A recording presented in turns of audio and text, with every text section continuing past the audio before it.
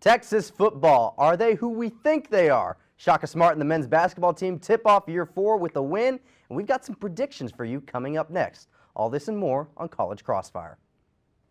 I guess we'll get into it.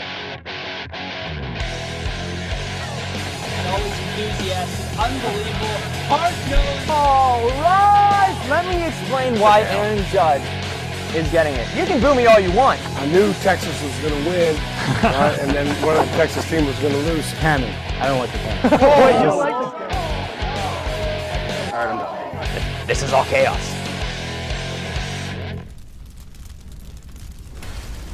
Welcome into College Crossfire. Thank you for being here with us tonight. I'm your host, Jonathan Polasek. We've got a lot to discuss, but before we do, let's meet our panel. And we've got two-time champion Eric Goodman right here. Eric, how you feeling tonight? I feel good. I don't know what you're talking about. I was off last week, but I heard you guys had Brecken Hager on. Okay. I don't know how you got him, but Young Prophet, my bad. Was on the program. Excuse no, I'm me. feeling great, Jonathan. Feeling How are confident? you? I feel confident. Feeling confident? I'm doing well. Thank you for asking. Up next, we've got Clark Dalton. Clark, it's been a little while since you've been on, but how are you doing tonight? Good. I'm glad my midterms are over. Glad the midterms are over. That's always a big sigh of relief. And we've got TSTV, College Crossfire, newcomer Taylor Courtney. Taylor, how you feeling tonight? You know, I'm feeling good. I'm a little nervous. You know, this is great talent up here, but I'm feeling okay. Feeling okay. Well, I think you're going to do okay. And who knows, you might get the win, but we'll see. Let's move on to the first question of the night. 80 points and over 1,000 yards of total offense given up by the Texas defense in the last 2 games. Needless to say, it's been rough for Todd Orlando's defense. Now, suspensions and injuries have played a part in the defense being basically non-existent these past 2 games. But what's the actual issue here with Todd Orlando's defense? Let's start with Eric.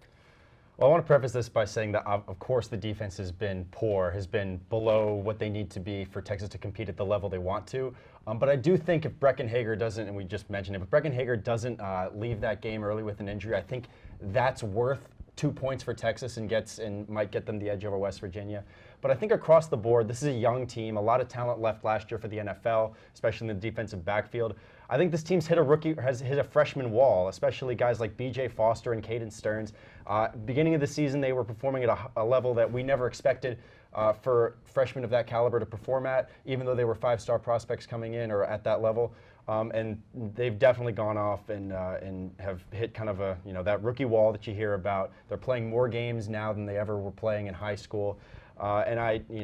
That's to say that I don't necessarily think there's a turnaround for Texas, because I think it's a team that's going to have to build their conditioning in the offseason and have these freshmen play at this consistent level all through the season. Yeah, you talk about these freshmen. There's actually a bunch of them playing. While they may not be starting, there's a bunch of freshmen contributing to this Longhorn team on offense and defense. And I also don't want to let Todd Orlando off the hook, because he's been out-coached these last 2 weeks by offensive-minded coaches. Oh, absolutely. Clark? To me, it's a culmination of inexperience and injuries. Brandon Jones was out, and Devontae Davis got hurt on the first series of the game against West Virginia. So you're having a lot of injuries to deal with, which forces Anthony Cook and B.J. Foster into those starring roles. And they're freshmen, so they don't get a lot of reps. And it becomes problematic when you're facing creative play callers like Mike Gundy and Dana Holgerson. Both offenses were averaging over 400 yards per game. So that was a huge disadvantage. Absolutely. You lose Brandon Jones. I think he's probably one of the best safeties in the Big 12 right now. Having one of your defensive leaders out, that's a big loss for Todd Orlando. Taylor? Yeah, I don't think it's really the defensive scheme of it, the play calling that's really involved in it. I think it's mainly just the things that are happening off the field as well. So, you know, they had a couple of team violations that were going on. I think that's also affecting the players in a way. And then also the injuries that is happening on the field, and also the poor secondary. It's just hurting the defensive team and really taking a hit to everyone as a whole. Yeah, all these injuries that are kind of piling up towards the end of towards the back half of this season for the Longhorns. One thing to remember, Todd Orlando, he likes to play that lightning dime package. He hasn't been playing it these last 2 games as much as he did in the first half of the season, and that's what allows the defense to attack the quarterback from all angles, and he just hasn't been doing that. He's been trying to play off what Iowa State did against West Virginia, and it really didn't work. But, you know, I'm going with Clark. You're getting the points because I think losing 2 of your best defensive backs for West Virginia, that's just a big blow, especially Brandon Jones. So, Clark, you're starting us off with the first point of the night. So let's rewind to 3 weeks ago. Texas was 6-1 and in the middle of their bye week. They were ranked as high as 6 in the AP poll and looked well on their way to a Big 12 title game, possibly the playoffs. Now here we are today, and the Horns have lost their last 2 games, falling out of the playoffs, but still they have a slim shot to make the Big 12 title game. With everything that's happened the last 2 weeks, can we still consider the Longhorns Big 12 contenders, or are they just merely pretenders? Clark? They are Big 12 contenders for sure. Look, this was the toughest portion of their schedule, and we knew it was going to be hard. Playing in Stillwater, which is always a tough place to play, and West Virginia. West Virginia is a top 10 team for a reason, but it gets a little bit easier because you have a Texas Tech team that has dysfunction at the quarterback position, and Iowa State at home. So I have faith in the Longhorns. Yeah, I mean, this Texas offense has finally really come alive this year. I mean, the Texas defense is usually what's been their MO these past few years, but it's the offense that's really propelling them, and it's giving them a shot this year. Taylor? Yeah, I think Texas is still a contender. You know, when you look at everyone else in the Big 12, you have OU, who just lost to Texas Tech. Then you also have OU, who still has to play West Virginia. OU didn't lose to Texas Tech. Oh, they didn't lose to Texas Tech. OU beat Tech. Oh, I'm so sorry. Close, though.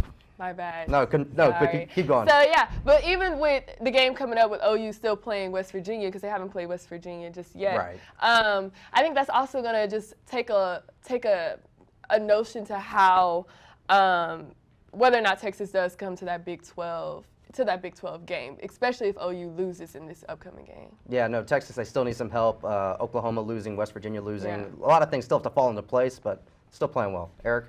So is Texas, who we thought they were 3 weeks ago, they're not. And that's just because teams change over the course of a season. Teams sometimes get better. Sometimes teams, unfortunately, get worse, and I think that's happened to Texas this year.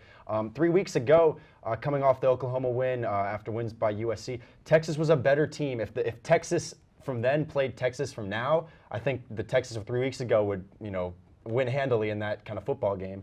And so I have to then, in consequence, say that Texas is a pretender for the Big 12. I know they're mathematically still eligible to make that game, and it wouldn't take too much. They don't control their own destiny, but it's not too much out of the question that they could sneak in if they win out. But that's a big if. Going into Texas Tech and now facing an Iowa State team at home who's cracked the top 25 in the last couple weeks, I don't see it. I see one of those games as another loss because I don't think this team's going to be able to get healthy in the amount of time that it'll take. But I do see, a bowl appearance. Well, that's a given. Well, you're right. A strong bowl appearance, and hopefully something that Texas fans can get excited about to close the year. Yeah, Eric, I'm going to have to agree with you because I think in the Big 12 you have this tier 1 of teams, which is just Oklahoma and West Virginia, and Texas falls just below them. I don't think they're exactly ready. They've played well, but they haven't played complete football all year long. So, Eric, you're getting the point. Moving on, the men's basketball team got win number 1 last night in their season opener. The Longhorns are coming off a 19-win season in which they finished tied for 6th in the Big 12. They made the tournament, but were bounced in the first round once again. Now with Mo Bamba in the NBA and some new faces on the team, it's kind of hard to figure out what this team is. So what do you think are realistic expectations for the team this year? Start with Taylor. Yeah, so I think for Texas men's basketball, the realistic expectation they have is just to simply make the tournament. I mean, they're a young team. They do have the 2 senior leaders as well, but I think the leadership in the 2 seniors and also the fire in those young players, and you can obviously see it when they played just the other night. I think Texas just as a whole is just expecting them to make that tournament because of the talent that they have in that pool of freshmen as well as those 2 senior leaders. Yeah, Texas, they do have a lot of talented freshmen, and it looks like they were starting to play some of that VCU brand of basketball that got Shaka Smart to Texas in the first place. And they looked pretty good once they started playing that way. Eric? So I was at the Drum last night for Texas' season opener against Eastern Illinois. They did not look convincing for most of that game. They did eventually pick it up in the end of the first half into the second half. Won kind of without a problem, which is good considering last year they almost lost to Incarnate Word in their first game. So I think Texas is in a pretty decent spot, and this is Texas looked, all right against lesser competition, and their best player, Kerwin Roach, didn't play in that game. And I think the fact that Texas is guard-driven this year with Matt Coleman and Kerwin Roach as by far and away your 2 most important players, and then you have Andrew Jones, who hopefully is at a point in his recovery from leukemia that he can actually contribute on the basketball court. I always like guard-driven teams in college basketball. I think that helps down, especially in tournament time, because you've got players that are controlling the ball that can create their own shot and don't need service. So I think Texas, yes, I think that they should have no issues making the tournament. And then, can I say for sure that they're good enough to make an Elite 8 or anywhere or maybe close to it? I can't. But you kind of have a lot of, when you're a guard-driven team, you have that kind of lottery ticket where maybe you do make a run and get hot if those two guys can get hot down the road. Yeah, I think if Texas gets really hot, they still got to be able to shoot the three ball, and that's kind of been their problem these past 6-7 years, really. If they can get hot from downtown, they could make a run, but whether or not that happens, we'll see. We'll see. A lot of question marks with this team. Still a lot of question marks. Clark? I'm the optimist of the group. I think Texas is going to finish in the top 4 in the Big 12. Now, I know that sounds a little bit crazy because there are 4 teams in the top 25 right now: TCU, West Virginia, Kansas State, and Kansas. But the talent of this team, and particularly the story of Andrew Jones, it adds an emotional element that they didn't have last year. It's going to bring them together, and it will supercharge them to a certain degree because it'll inspire them to give their best to the team, give their best within games. Well, I think you could say that with Andrew Jones going out last year, that really brought the team together. And we saw that first game he was out, they came together against a very good TCU team. And so, but whether or not he will actually be able to contribute a whole lot this year, I don't even think he was supposed to really play at all this year. But the fact that he's on the court, that will give them a boost. But I think the expectation is that they're just going to make the tournament. Now, I don't really see them doing a whole lot in the tournament, even if they get hot. I just don't think this Texas team is that good this year. So I'm giving Taylor, you're getting your first point on College Crossfire. So when we return, we're talking NFL predictions, and we're taking a look at what's going on around the NBA. Stick around.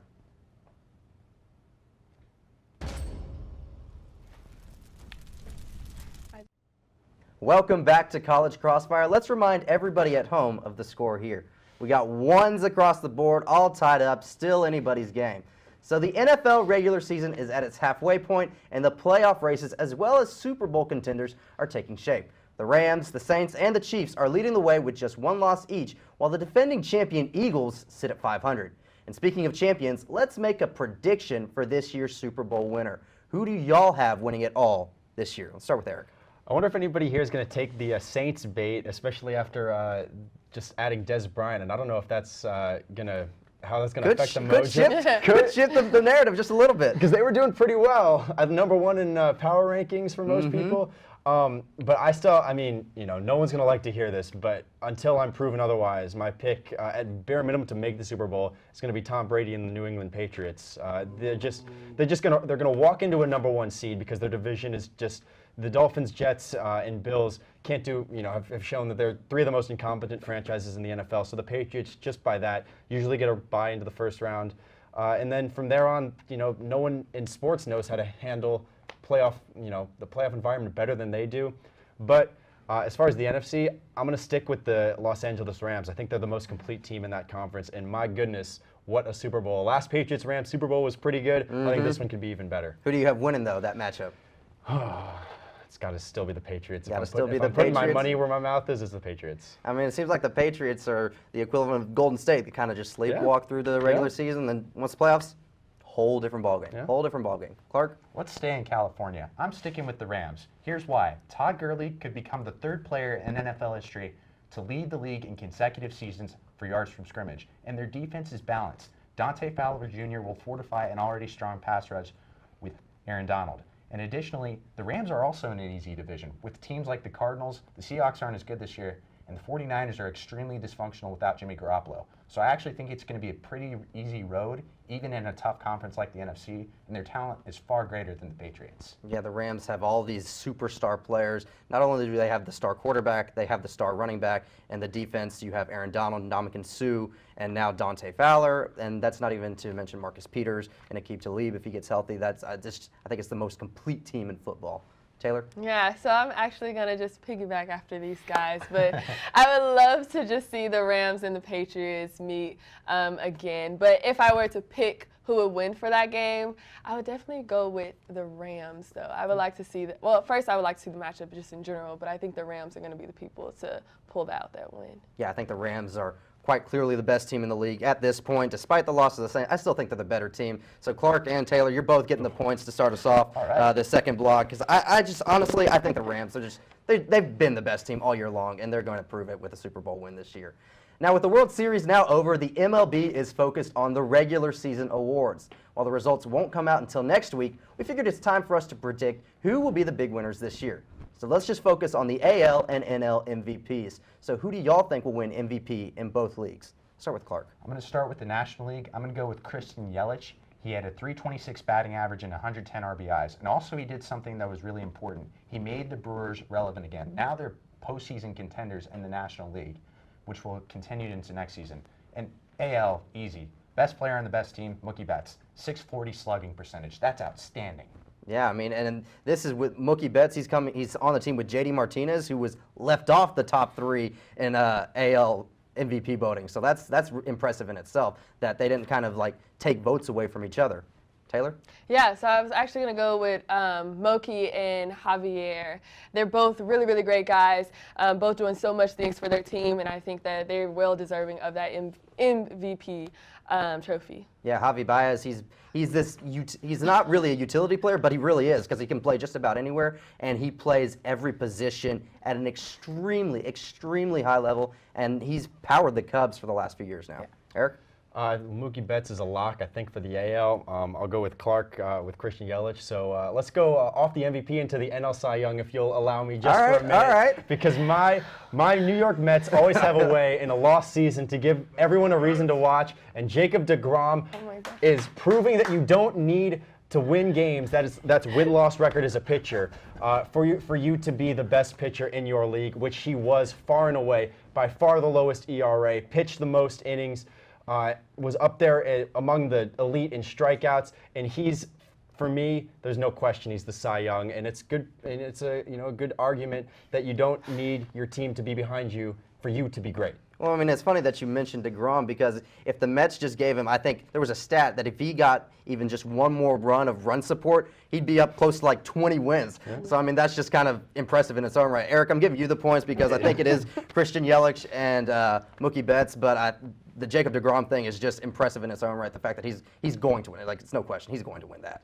Moving on to the NBA. The NBA regular season kicked off 3 weeks ago, and we already know that some things are certain. The Warriors are great, again, and the Cavaliers, let's just say to go ahead and start looking at one of those Duke freshmen in the upcoming draft. But besides that, what do you think has been the biggest surprise so far this season? Start with Taylor. All right, so I'm going to go with the Rockets. And okay, it's kind of fair. Yeah, it's kind of sad for me because I am from Houston, and even though they are winning, yeah, we're both from Houston. So even though they are winning these games, they're not doing as expected as all of those Houstonians were thinking that they were going to do. So I think once they go back home and they actually went back home on the road to figure things out, I think that'll change for me. But for right now, the biggest kind of upset for me is really the Rockets, because as you say, the Warriors are going up and the Rockets they're up, but they're not where we want them to be. Yeah, that offense that defined them last year has gone down. The defense, which is what really made them a contender last year, way down. Eric? Well, I mean, we're so early in the season, nothing really surprises me. So I'll just give a shout out to the Denver Nuggets. Surprising everybody coming out 9-1 to start the year at top of the West. I don't think it'll last, but let them have their fun for now. It's cool to watch. Nuggets playing great ball, and you gotta love Jokic. He's the man. He's just a phenomenal player. Got to watch him live last year. It was great. He can do just about anything. Clark? Let's go with the Milwaukee Bucks. Now, we knew the Bucks were going to be pretty good coming into the season, but I didn't think Giannis Antetokounmpo could play at this level. He's showing why he's the 2K19 cover boy. And also, Chris Middleton, he's a legit shot to be an all-star. He's shooting 49% from three-point range right now. And if the Bucks continue to play this way, we could see them go far in the playoffs. Yeah, Giannis is really taking that next step. I mean, is getting to be one of the best, if not the best player in the NBA by the end of the year. But I'm going with Taylor and the Rockets. The Rockets just had these high expectations, and they are just simply not meeting them at this point. The defense is horrible, and the offense is just not up to standard anymore. So you're getting the point to close out this block. So great debate, guys. That's it for now. We've got Rapid Fire up next. Stick around.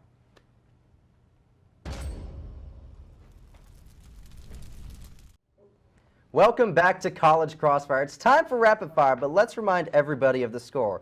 We've got Eric with 2, Clark with 2, and Taylor leading the way with 3 points. Now, it's still anyone's game because in Rapid Fire, each question is worth 2 points, and you can jump in at any time, okay? So let's start with the first question. In the regular season, in any sport, fan attendance can fluctuate depending on the matchup, what day of the week it falls on, and so on and so forth. But in the playoffs, that's when attendance usually ramps up.